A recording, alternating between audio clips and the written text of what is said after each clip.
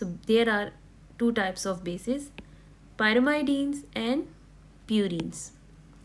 In pyrimidines, we have thymine and cytosine. They have one ring structure. Okay, so pyrimidine has thymine and cytosine, while purine has adenine and guanine. So remember that pyrimidine is a big name, so it has a short structure, while purine is a small name but it has a big structure or two ring structure. You have to remember this.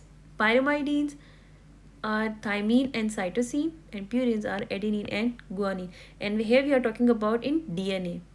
Okay, in RNA we have uracil instead of this thymine. So how base pairing occurs? So basically what is happening here is that this is the thymine, adenine, both thymine and adenine make two hydrogen bonds, while this cytosine and this guanine, this cytosine and guanine, they will make three hydrogen bond. So consider it as a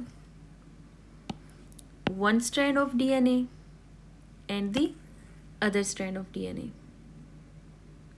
Okay, so here you can see that this thymine here, this is the number 1, number 2, 3 and 4. So the nitrogen, number 3 nitrogen makes a hydrogen bond with the number 1 nitrogen of adenine, while at carbon at number 4 position they will make a hydrogen bond with the carbon number 6